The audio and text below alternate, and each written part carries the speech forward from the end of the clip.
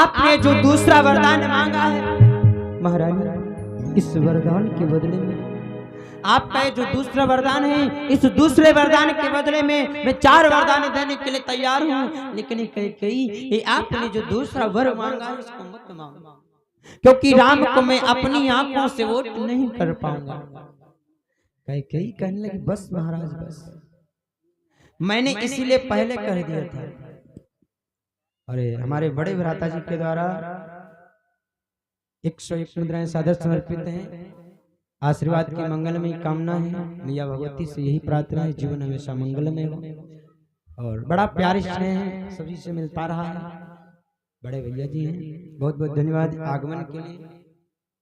तो आज मैया कैकेयी से राजा दशरथ प्रार्थना कर,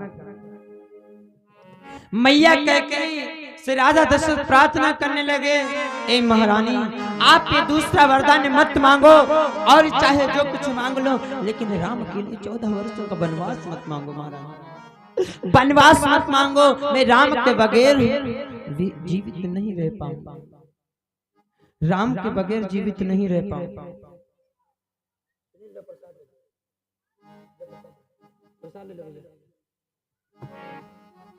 और ये माता जी के द्वारा सादर 10 मुद्राएं समर्पित हैं, 11 मुद्राएं। बहुत बहुत धन्यवाद माता जी का। लो माता जी प्रसाद ले लो।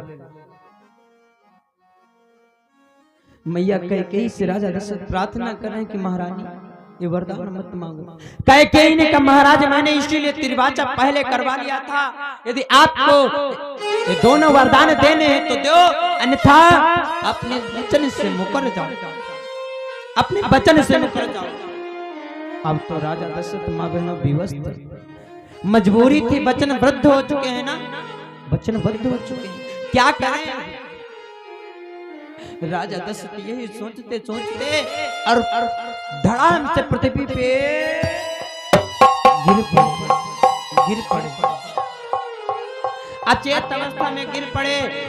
भगवान राम का नियम था जब तक अपने माता पिता को देखते नहीं थे तब तक चैन नहीं पड़ता। भगवान राम को जब सब लोग दिखाई पड़े, लेकिन मैया कैकेयी और पिताजी नहीं दिखाई पड़े, तब तो भगवान राम आए कहाँ। सभी से पूछ रहे मेरी मैया कैकेयी कहाँ गई, मेरे पिताजी कहाँ गए। किसी ने बताया जाओ दोनों जने कोप भवन में बैठे। भगवान राम आकर के कोप भवन में जब पहुंचे हैं, मैया कैकेयी को देखा, पिताजी तो अचेत अवस्था में पड़े हैं, लेकिन मैया कैकेयी बालों को बिखेर करके और कमरे में कोप भवन में बैठे। भगवान राम ने जाकर के माता जी के चरणों में प्रणाम किया, बोले मैया आज आप इस कोप भवन में बैठे हो, क्या रीजन है, क्या कारण है। माँ कुछ तो बताओ, कुछ तो बताओ माँ। के समझ आ गए, बोले माँ क्या राम से कोई गलती हो गई है, क्या राम से कोई अपराध हो गया है जो आप कोप भवन में आई हो माँ।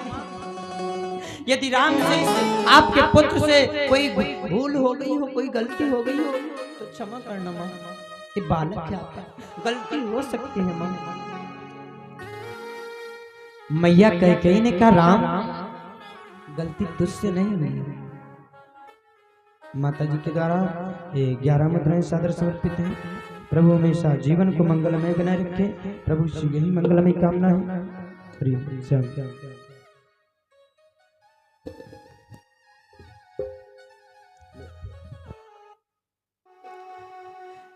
मैया कैकेयी ने कहा राम ले लो माता जी। मैया कैकेयी ने कहा राम अरे तुझसे कोई नहीं भूल हुई है। भगवान ने कहा तो भूल किससे हुई, आखिर कोप भवन में मेरे पिताजी अचेत अवस्था में पड़े हैं, आप इस प्रकार से बालों को बिखेर करके भिखारन जैसा रूप बना करके क्यों बैठी हो माँ। कैकेयी कहने लगी राम मैंने आज आपके पिता से 2 वरदान उधार थे बहुत पहले के, आज मैंने 2 वरदानों को मांग लिया है और उन 2 वरदानों को सुन करके तुम्हारे पिताजी को मूर्छा गया। भगवान ने कहा माँ आपने वो दोनों वरदान क्या मांगे हमें भी बताओ, क्या वरदान मांगे। मैया कैकेयी ने कहा राम मैंने तुम्हारे राज तिलक के बदले में अपने भरत बेटे के लिए राज तिलक मांगा है और तुम्हारे लिए दूसरे वरदान में 14 वर्षों का वनवास मांगा है। मैया कैकेयी ने जैसे इतना कहा तो भगवान बड़ा खुश हो गए, गदगद हो गए, बोले माँ मैं कितना भाग्यशाली हूँ, मैं कितना बड़भागी हूँ कि मुझे वन का राजा बनाया जा रहा है। अरे मैं तो पहले से बड़ा था ही। भगवान राम चारों भाइयों से बड़े हैं तो भगवान कहने लगे माँ वैसे मैं पहले से बड़ा था ही, हमें राजा बनाने की कोई आवश्यकता नहीं थी। अब तो मुझे बड़ी प्रसन्नता है कि हमें राजा नहीं बनाया जाए, मेरे छोटे भैया को राजा बनाया जा रहा है, मुझे बड़ी प्रसन्नता है। और माँ इसमें दुख मुझे नहीं है, क्यों? क्योंकि अयोध्या का राज तो कितना छोटा है, अयोध्या कितनी छोटी है। और माँ आपने मुझे 14 वर्षों के लिए वनवास दिया है ना, वन बहुत भारी है, वन बहुत भारी है माँ, मुझे तो वन का राजा बनाया गया है और भरत भैया को अयोध्या का राजा बनाया गया। माँ बहनों कैसा प्रेम है भाई के प्रति भगवान का। भगवान राम पिताजी के पास में पहुंचे और राजा दशरथ को हिलाने लगे, पिताजी पिताजी क्या बात, क्यों नहीं जग रहे हो? जैसे राम की आवाज को सुना राजा दशरथ ने, माँ बहनों जिसका मन जिससे लगा है और वो व्यक्ति वो सामान वो वस्तु जब तक आपके सामने नहीं आ जाएगी तब तक आपके प्राण नहीं निकलेंगे ना। जिसकी लौ जिससे लगी है दादा, जिसकी लौ लगन जिससे लगी है और प्राण निकल रहे हैं। हम तो देखते बहुत लोग मरत हैं, मर नहीं पावत, हुचुर हुचुर करत, कहत बिटिया नहीं आ जाए, बिटिया नहीं आ जाए, और जब तक बिटिया नहीं होती तब तक प्राण नहीं निकलत, और जैसे बिटिया नहीं तब गदक गए। एक बार एक गांव में दादाजी थे, एक गांव में एक 80 साल की दादा और मर की बेरिया, 4 लड़का उनके, 4 लड़का हुचुर हुचुर करें और तिरछा तिरछा देखें, प्राण नहीं निकले, जान नहीं निकल रही, मारे तिरछा तिरछा देखें और हुचुर हुचुर करें। माता जी के द्वारा 21 मुद्राएं सादर समर्पित हैं। माँ भगवती हमेशा जीवन को मंगलमय बनाए रखे, मैया भगवती से यही काम करे। तो कोई बुढ़ाऊ तिरछा तिरछा देखे, उनके प्राण नहीं निकले, तिरछा तिरछा देखा दिखा रहे, देख क्या रहे थे, साइड में पड़वा बांधा रहा है, पड़वा बांधा रहे, पड़वा झाड़ू खाए जाए, और बुढ़ा वो झाड़ू वरिया तिरछा तिरछा देखा है, वही देखा तो रहा है कि दादा हम इतनी मेहनत से झाड़ू नहीं, मतलब घर बकरी बनाए, सब झाड़ू व्यवस्था दुनिया आइटम रखे घर में, इतनी मेहनत करके और 4 हाईलाइट लड़का देख रहे भकर भकर, और कोई पड़वस झाड़ू नहीं छीन सकता दादा। अब बुढ़ाऊ हुचुर हुचुर करे, हमारी साथे भरम पड़े लेकिन प्राण नहीं निकले। तो लड़कन ने बहुत पूछा बप्पा का बात, बप्पा का बात, लेकिन बोले नहीं पाए, नहीं बोल पाए। लड़का गए डॉक्टर के पास में, बोले डॉक्टर साहब, डॉक्टर ने कहा भैया का बात, कहला कि बात ना पूछो, हमारी बप्पा केवल याक नहीं बोलते हैं, कोई है ऐसी याक दफे बोलते हैं। लड़का सोचे लागे हमका लागे थी बप्पा को धनु गाड़ा वाड़ा हुई वही बतवैया है, और तिरछा तिरछा देखते बताए नहीं पावत कहीं नहीं।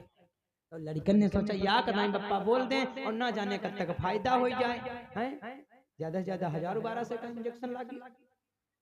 लड़का डॉक्टर के पास गए, कहा डॉक्टर साहब कोई ऐसी दवाई है जो हमारे पिताजी एक बार बोल दें। डॉक्टर ने कहा भैया दवाई ना इंजेक्शन है, कहा लगे इंजेक्शन लगाओ चलो, कहा लगे 1000 रुपया पर है। डॉक्टर से कहा लगे 1000 रुपया ले लो। डॉक्टर आए और जैसे बुढ़ाऊ के इंजेक्शन लगाए, बुढ़ाऊ की जेमा जान आई गई, शरीर में जान आई गई। लड़कन ने पूछा बप्पा का बात, बप्पा का बात, तो बुढ़ाऊ कहला की बात पूछा बहुत बड़ा झाड़ू खाए जाते, बहुत बड़ा झाड़ू खाए।